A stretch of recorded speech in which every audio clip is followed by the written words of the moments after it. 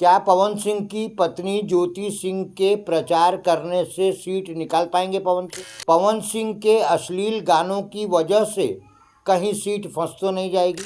क्या पवन सिंह के पारिवारिक कलह का उनके चुनावी जीवन पर कोई प्रभाव पड़े? क्या काराकट में दिग्गज नेताओं के सामने टिक पाएंगे पवन सिंह? पूरी फिल्मों के पावर स्टार कहे जाने वाले पवन सिंह ने लोकसभा चुनाव में निर्दल प्रत्याशी के रूप में काराकाट सीट से उतर करके बिहार की राजनीति में हलचल मचा दी है और बहुत सारे समीकरण इस लोकसभा सीट पर गड़बड़ा गए हैं।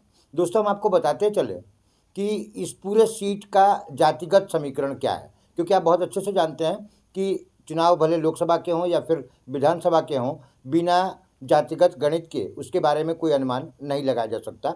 इसके पहले कि हम जातिगत अनुमान का जो समीकरण है वो लगाएं, उसके पहले हम आपको थोड़ा सा पवन सिंह के करियर पर यदि हम नज़र डालें तो पवन सिंह के साथ के जितने भी फिल्म स्टार, भोजपुरी फिल्मों के जो स्टार हैं, वो लगभग सब के सब संसद में पहुंच चुके हैं। एक बच गए थे पवन सिंह, तो पवन सिंह ने भी 13 मार्च को जब भारतीय जनता पार्टी ने उनको टिकट ऑफर किया था आसनसोल से, तो उन्होंने 13 मार्च को सीधे सीधे जेपी नड्डा साहब से मुलाकात की थी और बड़े आग्रहपूर्वक वो टिकट लौटा दिया था और उन्होंने कहा था कि चुनाव तो मैं लड़ूंगा क्योंकि मेरी माँ का ये आदेश है, लेकिन किन्हीं वजहों से, किसी निजी कारणों से मैं आसनसोल से चुनाव नहीं लड़ूंगा। जैसे ही भारतीय जनता पार्टी ने पश्चिम बंगाल की आसनसोल सीट से एस अहलूवालिया को उतारा, वैसे ही पवन सिंह का भी ट्वीट आया कि मैं भी चुनाव लड़ूंगा, भले ही निर्दल प्रत्याशी के रूप में लड़ूंगा, लेकिन मैं काराकाट सीट से लड़ूंगा। अब ये काराकाट सीट कहाँ है और किन परिस्थितियों में है, यहाँ का जाति समीकरण क्या है, ये हम आपको जरूर बताना चाहेंगे। दोस्तों, पवन सिंह अपने जीवन में एक बहुत अच्छे कलाकार भी रहे हैं और बहुत अच्छे गायक भी रहे हैं, ये बात आप भी जानते हैं। पवन सिंह के गाए हुए कुछ गीतों ने लोकप्रियता के शिखर को छू लिया है और बहुत सारे लोग उनके गानों के दीवाने हैं। 2008 में पवन सिंह का एक गाना आया था, लालीपॉप लागेलू।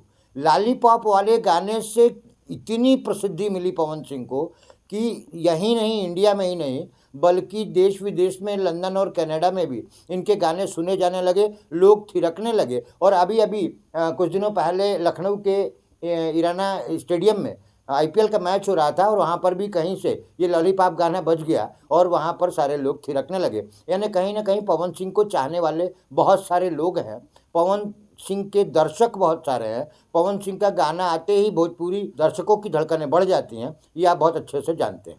ये बात और है कि पवन सिंह के पारिवारिक जीवन में कुछ विवाद रहे हैं, लेकिन हम उस पर बात नहीं करेंगे।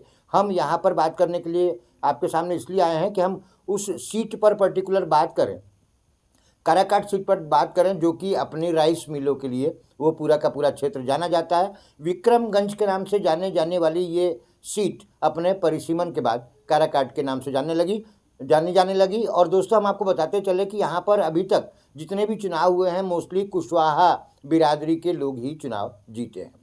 अब यहाँ पर एनडीए गठबंधन की ओर से उपेंद्र कुशवाहा जो है उतरे हुए हैं और इंडिया गठबंधन के सहयोग से राजा राम सिंह कुशवाहा चुनाव मैदान में हैं।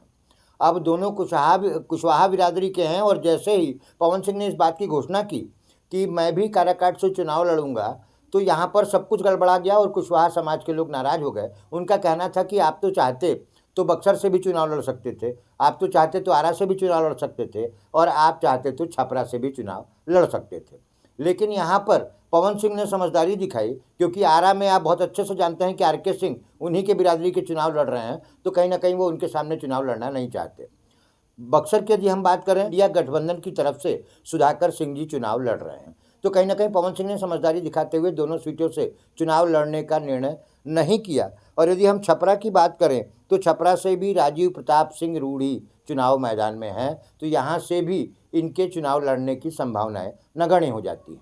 अब उनको एक ही जगह दिखाई दी, काराकाट, और काराकाट से वो चुनाव लड़ेंगे और ये बात पक्की है। अब वो निर्दलीय प्रत्याशी के रूप में उतर रहे हैं, लेकिन हमारे सूत्र ये भी बता रहे हैं कि उनकी बात बहुजन समाज पार्टी के कुछ बड़े नेताओं से चल रही है। और यदि कहीं आपको ये सुनाई दे 2-4 दिन के बाद कि पवन सिंह बसपा के बैनर तले चुनाव लड़ रहे हैं तो चकित मत होइएगा, क्योंकि ये रिपोर्ट हम आपको पहले ही दे रहे हैं। यदि बात बन गई तो, एक बार फिर ध्यान दीजिएगा, मैंने बोला यदि बात बन गई तो वो बसपा से चुनाव लड़ सकते हैं, नहीं तो वो निर्दलीय चुनाव में उतरेंगे।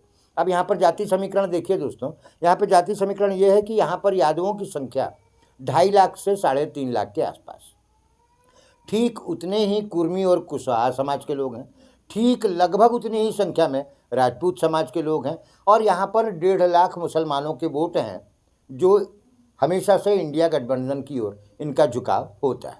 ये यहाँ का सियासी गणित है।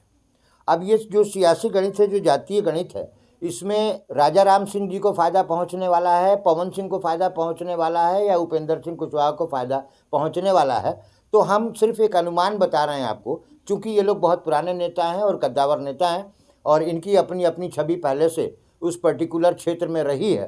लेकिन पावर स्टार कहे जाने वाले जो पवन सिंह हैं, उन्होंने भी कोई कच्ची गोली नहीं खेली है, उन्होंने बहुत सोच समझ के निर्णय लिया होगा।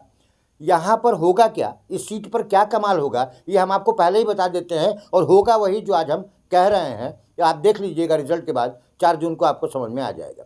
अब होगा क्या, होगा ये कि पवन सिंह जैसे ही चुनाव मैदान में उतरेंगे तो सारे जातीय समीकरण फेल हो जाएंगे। जातीय समीकरण क्यों फेल हो जाएंगे? क्योंकि पवन सिंह ने यदि अपनी फिल्म का एक भी डायलॉग खुले मंच से बोला, या किसी भी फिल्म के गाने की एक लाइन बोली, तो आप ये मान के चलिए कि करोड़ों दिलों की धड़कन बढ़ जाएगी, और सारे जातीय समीकरणों को तोड़ते हुए पवन सिंह बन जाएंगे सांसद। इस पूरी रिपोर्ट पर आपका क्या कहना है दोस्तों, मुझे जरूर बताइएगा। मैं हूं हरिओम श्रीवास्तव और आप देख रहे हैं मेरा यूट्यूब चैनल यूनिक न्यूज़ 1, और यदि आप फेसबुक पर देख रहे हैं तो आप देख रहे हैं यूनिक न्यूज़ 1। बहुत बहुत धन्यवाद।